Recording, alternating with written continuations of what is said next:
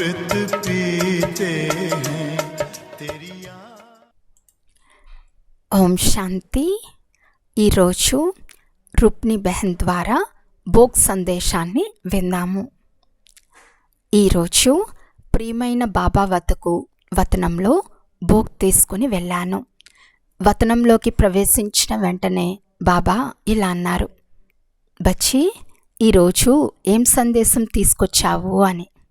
అప్పుడు బాబాతో నేను ఇలా అన్నాను, బాబా సందేశం అనేక పిల్లలది, అనేక సోదరీమణులది తీసుకొచ్చాను. కానీ అందులో కూడా ప్రత్యేకంగా ఈరోజు బాయ్సాబ్ కోసం యాద్ ప్యార్ భోగ్ను కూడా తీసుకొచ్చాను. అలాగే ప్రత్యేకంగా కన్యలకు మరియు పెద్ద అక్కయ్యల బట్టి కూడా జరుగుతుంది. వాళ్ళ ప్రియ స్మృతులను కూడా తీసుకువచ్చాను. బాబా ఒక్క సెకండు పాటు చిరునవ్వు నవ్వారు. తర్వాత బాబా ఒక దృశ్యాన్ని ప్రదర్శించారు. ఆ దృశ్యం తులాదండం అనగా త్రాసు రూపంలో ఉన్నది. ఒకవైపు చాలా అందమైన పెద్ద పెద్ద వస్తువులు పెట్టబడి ఉన్నాయి.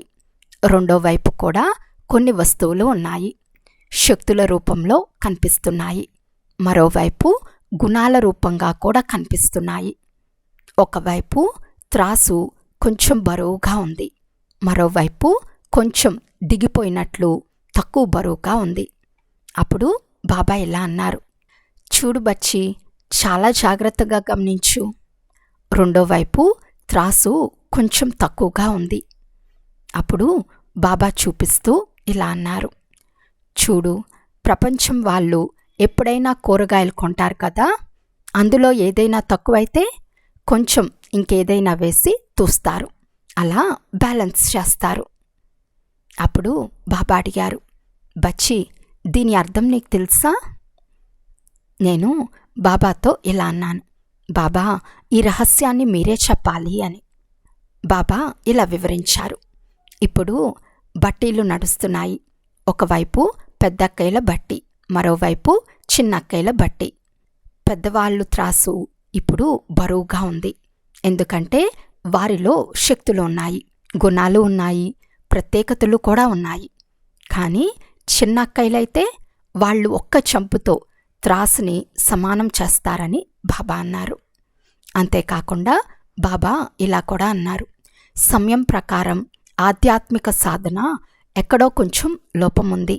ఆ లోపాన్ని విశేష వైబ్రేషన్స్తో ఆ స్థలంలో నింపాలి అని. బాబాకు ఎప్పుడూ ఒక ఆలోచన నడుస్తూ ఉంటుంది. పిల్లలు మంచి పురుషార్థం చేసి ఎవరైతే దాహంతో కూడిన ఆత్మలు ఉన్నారో వాళ్ళకి బాబా సందేశాన్ని ఇవ్వాలి అని. ఇంకా ఆ సేవ మిగిలి ఉంది. తర్వాత చిన్న సోదరీమణుల గురించి, అంటే చిన్న అక్కయ్యల గురించి బాబా ఇలా అన్నారు, చిన్నవాళ్ళు హృదయంతో పవిత్రంగా ఉంటారు అని.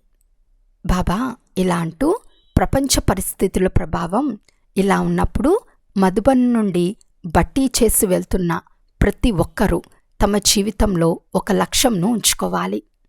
ఇప్పుడు నన్ను నేను పూర్తిగా మార్చుకోవాలి అని. ప్రపంచాన్ని మార్చాలి అంటే కాలాన్ని మార్చాలి. ముందు మిమ్మల్ని మీరు మార్చుకోవాలి. అప్పుడు మీరు పిల్లలు ప్రపంచం ముందు ప్రత్యక్షంగా కనిపిస్తారు. తర్వాత బాబా ముందు భోగ్ని ఉంచాము. అప్పుడు బాబా ప్రత్యేకంగా బాయ్సాబ్ని కూడా ప్రత్యేకంగా జ్ఞాపకం చేశారు. బాబా ఇలా అన్నారు, బచ్చే తన మగన్ స్థితిలో, తన ఆనందంలో, జ్ఞానయోగంలోని మధురతలో పూర్తిగా మునిగిపోయి ఉన్నారు. అలాగే అదే మగన్ స్థితిలో ఇతరులకు కూడా ప్రేరణను ఇస్తున్నారు. తర్వాత బాబా ఇలా అన్నారు, ధైర్యం పిల్లలది, సహాయం బాబాది. ధైర్యం మరియు బాబా యొక్క సహాయంతో బాబా తన కార్యాన్ని పిల్లల ద్వారా చేయిస్తారు. ఇలా చెప్తూ బాబా ఎంతో ప్రేమతో ప్రియ స్మృతులను అందచేశారు. బాబా యొక్క ప్రియ స్మృతులను తీసుకుని నేను కిందకు వచ్చేసాను. అచ్చా, ఓం శాంతి.